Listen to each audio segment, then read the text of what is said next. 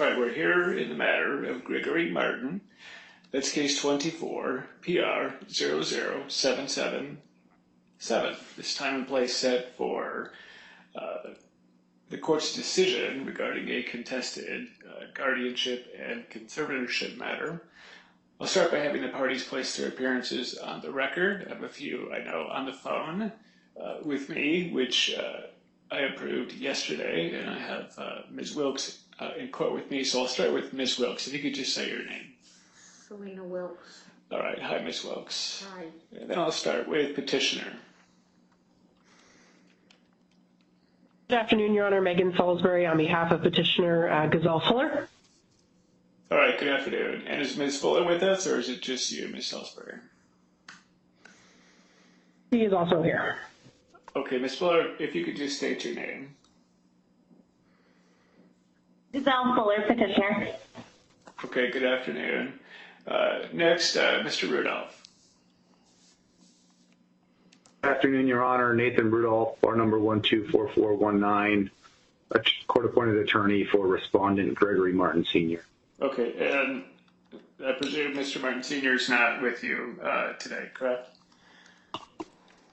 Your Honor, I am in my office. He is not present with me, although I did get a call from the care facility letting me know that Mr. Waleed is at Avalon Care Facility, so he may be present with Mr. Waleed at this time. I'm not quite sure.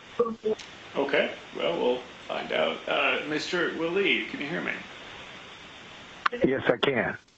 All right, can you just state your name for the record? Yes, this is Rasta K. Waleed, DO Durable Power of Attorney for my father. He is here, but he's just relaxing, getting up from a nap. He is present with me right now, but he's not on the phone. Okay. All right, well, good afternoon to you as well, Mr. Waleed. So, first, I want to start out by saying this is an incredibly sad case. And it's a sad time for the parties involved. We have an 82-year-old man, almost 83, coming up in February, who is a husband, who is a father, who's a good friend, who is a brother, who's a human being, who's a veteran, who, by all accounts, is at the end stages of his life. If you're on the phone with me, I'm getting some feedback, so if you wouldn't mind going on mute, it'll be helpful to be able to hear in the courtroom better. And this is an incredibly sad time, stressful time for those who are in his circle, for those who are in his orbit. For you, Mr. Waleed, for you, Ms. Wilkes, and for you, Mr. Wisdom, who is in the courtroom as well. No one thinks that, nor expects that, when the end of life comes, their friends and family will end up in a courtroom. No one expects nor wants to be in a courtroom setting discussing very personal family matters, discussing personal relationships with long histories. These are very private matters, and the court empathizes with everyone in this case and how difficult it must have been through the 7 days that you've been with me. And of course, I know a lot of things have happened that outside of the courtroom in this case as well. I also want to mention to Mr. Waleed, the court's empathy for you and your particular situation. I can't imagine that there is any family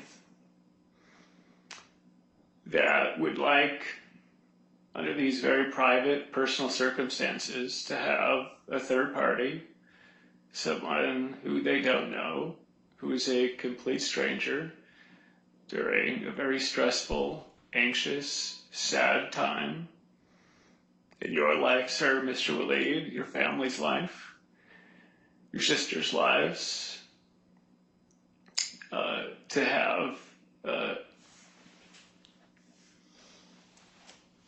the involvement of a third party who's not family, who's not friend, longtime friend, who's not within the orbit of your personal world. The court is empathetic with that reality, that must be extremely difficult, an extremely difficult process to go through, and that's not lost on me, Mr. Waleed. Now, for my findings of fact, first, it's important to note that the decision of the court today is based on the totality of the evidence in this case, but the court will point out some things that it finds noteworthy. First, the court places great weight on the court visitor's 2 reports and recommendations made by Ms. Catherine Garman, and notes that Ms. Garman's extensive experience, and the court notes Ms. Garman's extensive experience and expertise in this field. Second, the court finds that Mr. Waleed has an inherent and actual conflict of interest and that he is currently suing the respondent, his father, while at the same time arguing that the appointment of a professional fiduciary is not necessary because he, Mr. Waleed, can step in and make appropriate healthcare and financial decisions in respondent's best interests.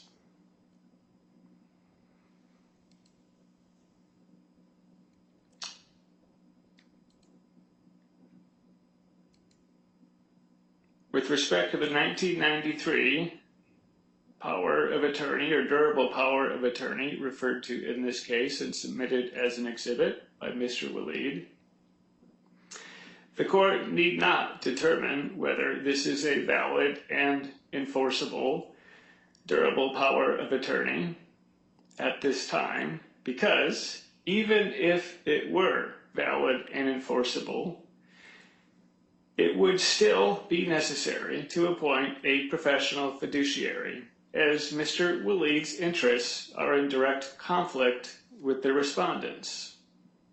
Further, even if these pending lawsuits were to be dismissed, that conflict between Mr. Waleed and respondent, his father, remains.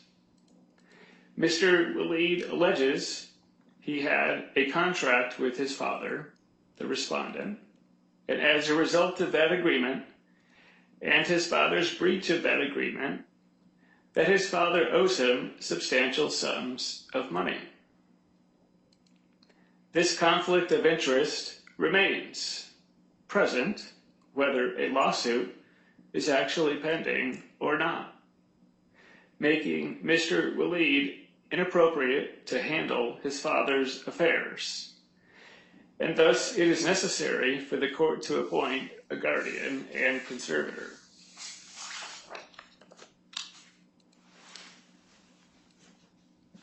Independent of the conflict of interest,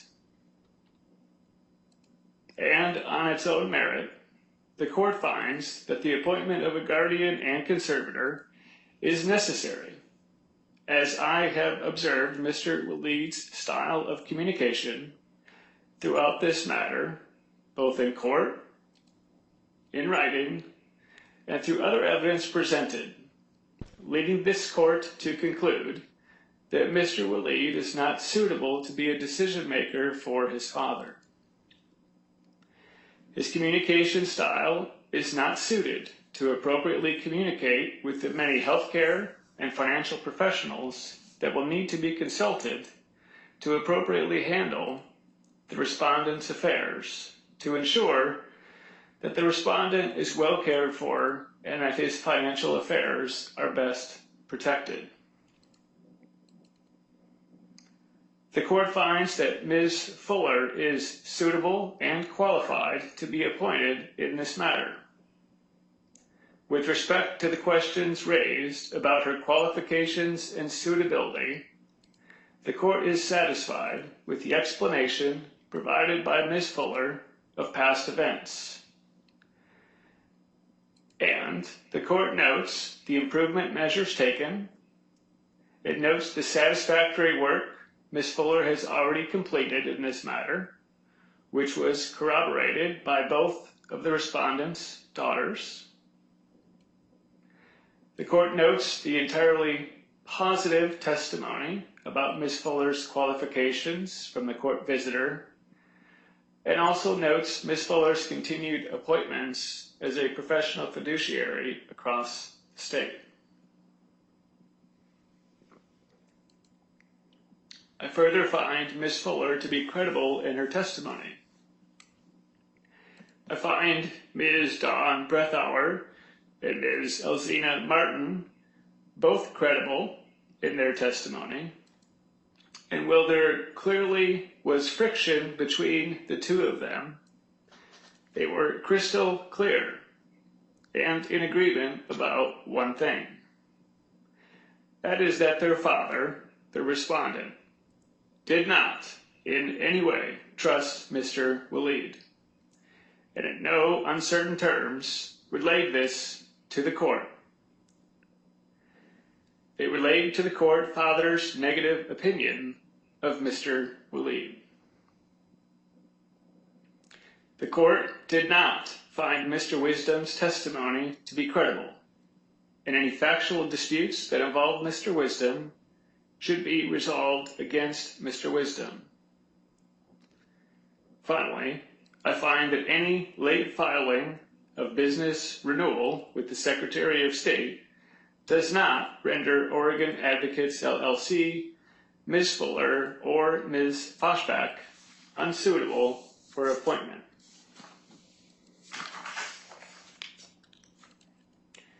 Based upon the combination of the findings mentioned and the totality of the evidence in this case, the court finds the petitioner has met their burden of proof to show by clear and convincing evidence that Ms. Fuller and Ms. Foshback of Oregon Advocates LLC should be appointed co-indefinite guardians and co-indefinite conservators for the respondent, Mr. Gregory Martin Sr.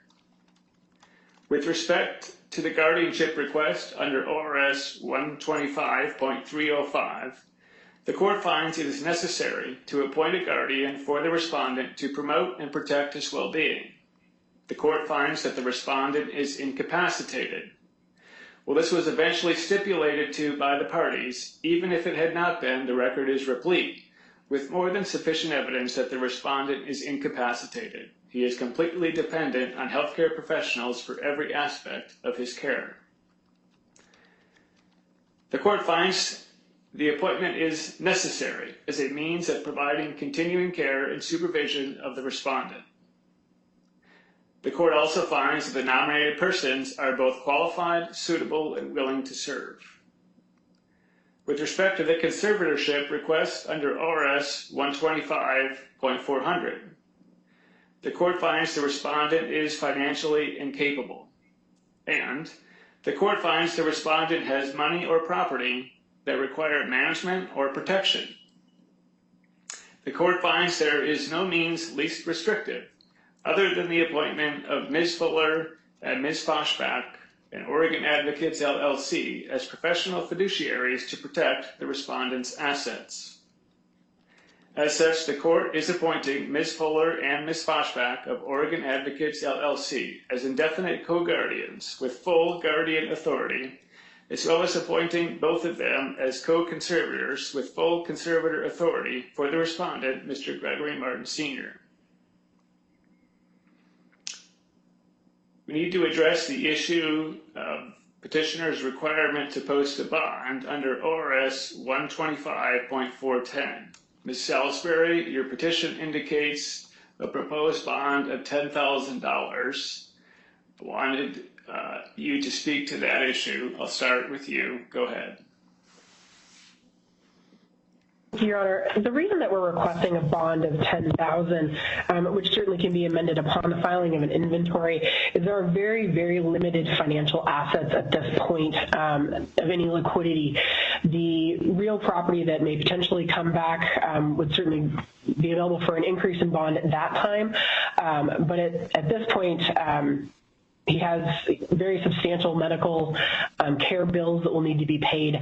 And the reality is I believe he might have somewhere around $30,000, but that will be spent down fairly quickly with his bills that currently need to be paid. There is the note that is held by Mr. Gorman. Those are monthly payments that we will continue to collect upon or do a foreclosure. We would ask the courts to, again, to do the $10,000 bond, and then once we've actually been able to either foreclose on that asset or regular payments start to continue to come in, then we can reassess and ask for an increase in bond at that time to more accurately reflect the amount of assets that Mr. Martin will have. Okay, Mr. Rudolph.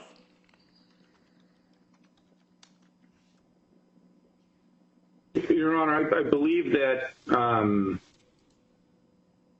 in this situation, the bond should be set at the time that the inventory gets filed and we have an idea of exactly what the assets and income are. So what I would suggest is that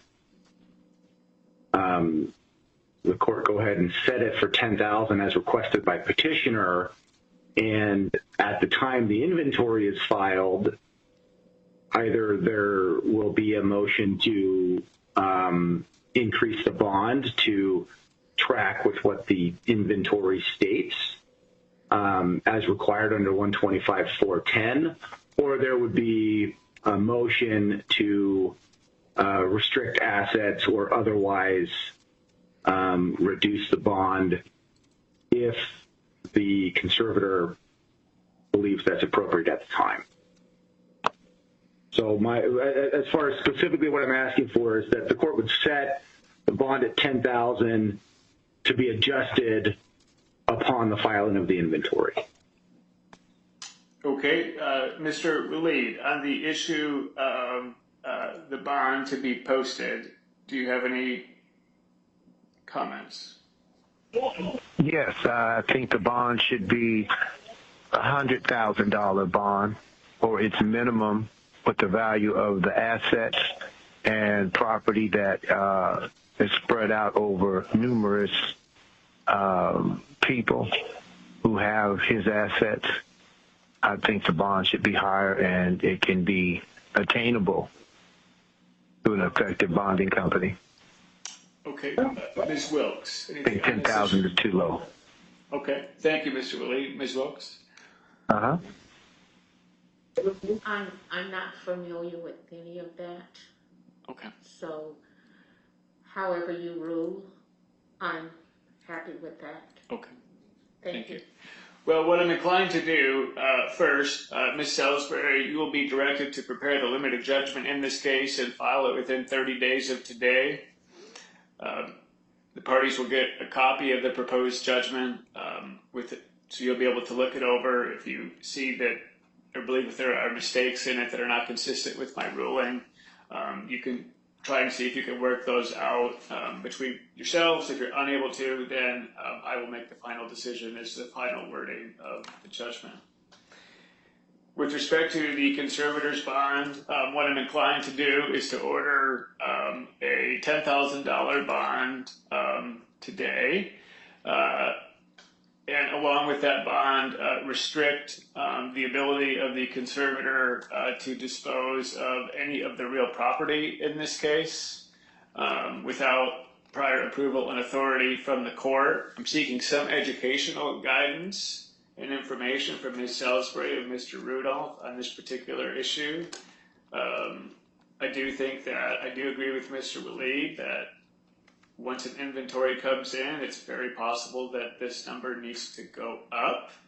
Though I also recognize that, at least what I've heard so far, the majority of the assets of Mr. Martin Sr. are tied up in real property versus liquid cash in accounts, for example.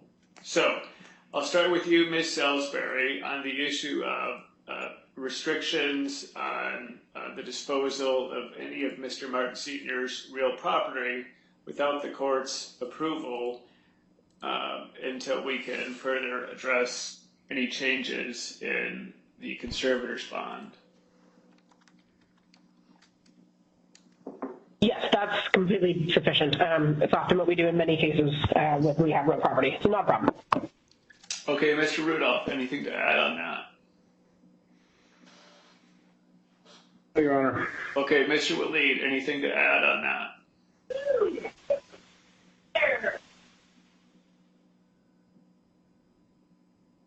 Mr. Walid, you might be on mute. Did you have anything to add on what I just said? Can you repeat that last piece?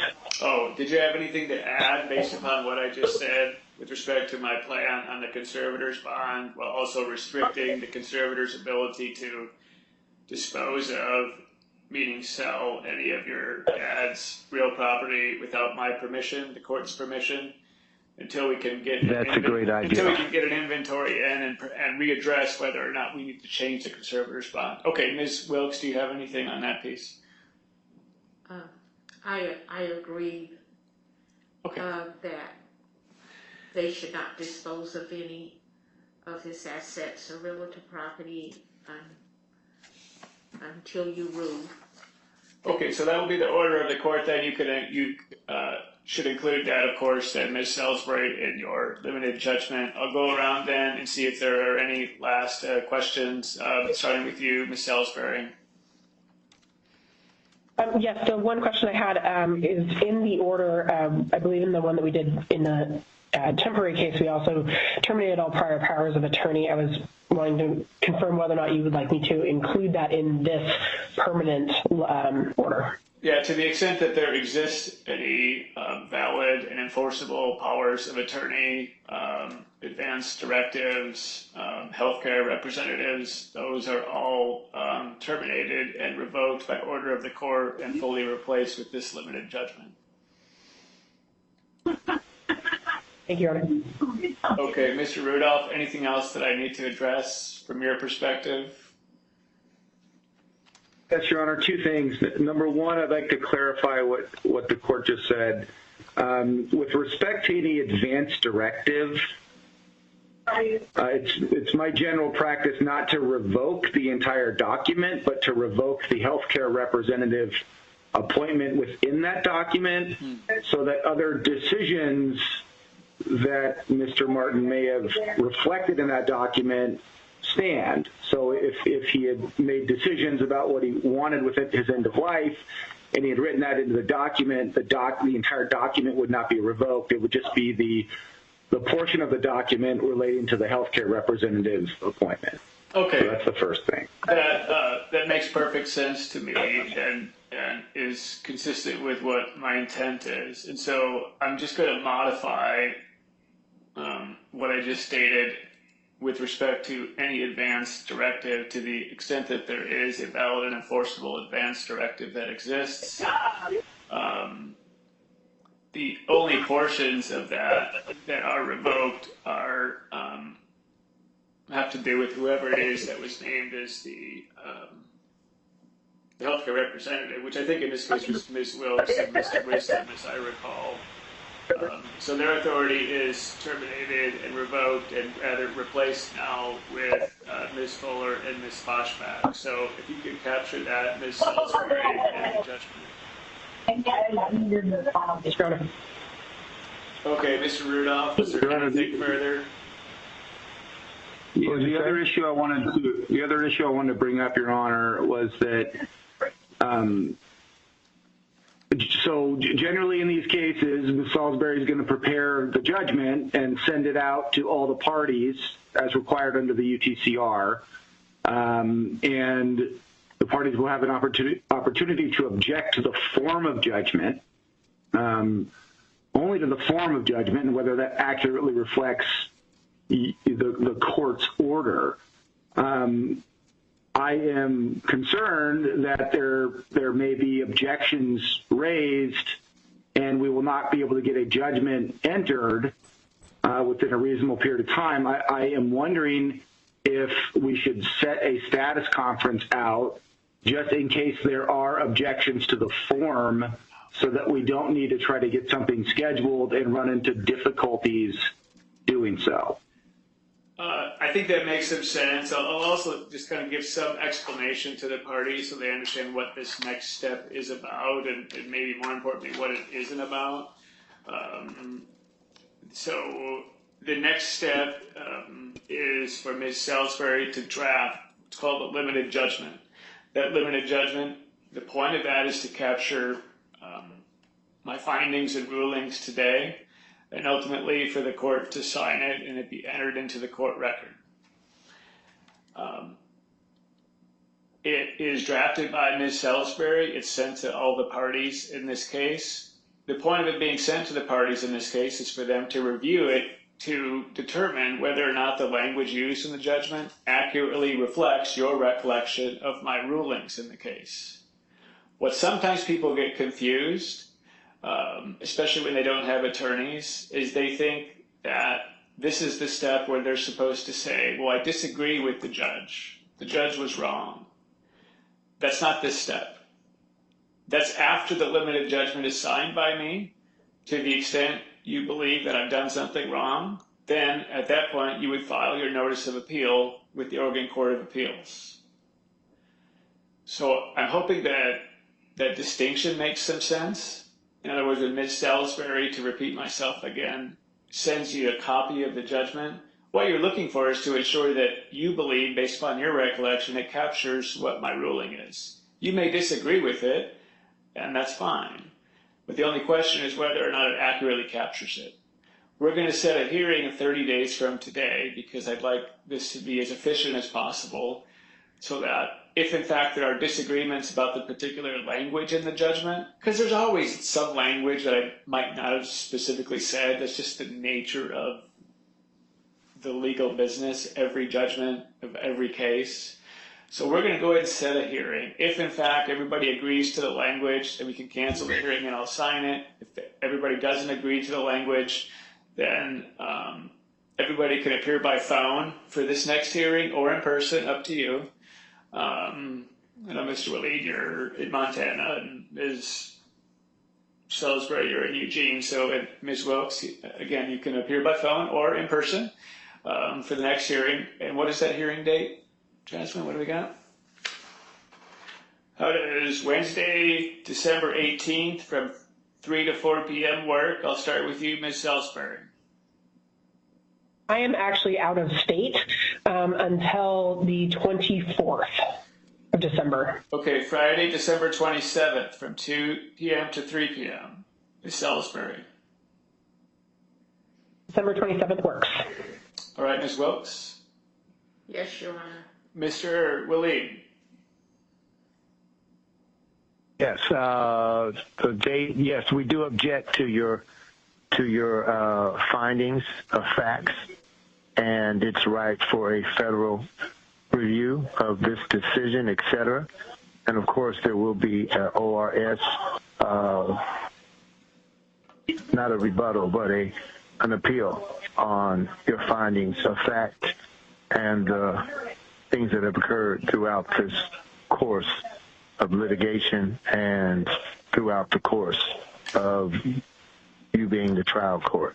So whatever you send forward, we can make that date, whether they're in person or on the phone.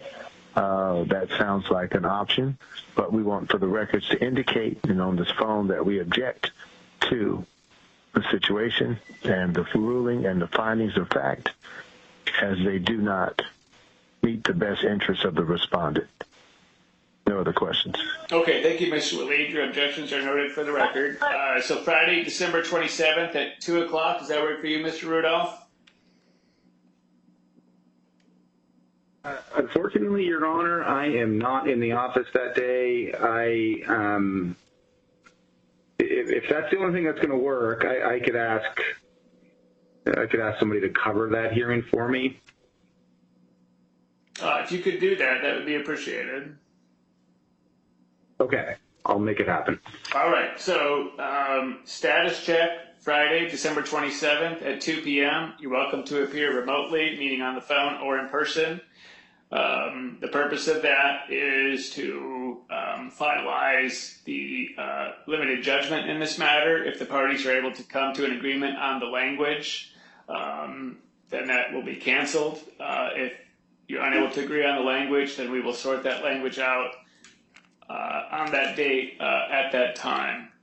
And after the court signs the limited judgment, then the next phase would be for parties to file their appeal if that's what they wish to do.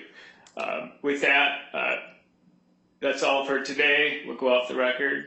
Thank you all. Take care. Thank you. Thank you. Thank you, Your Honor.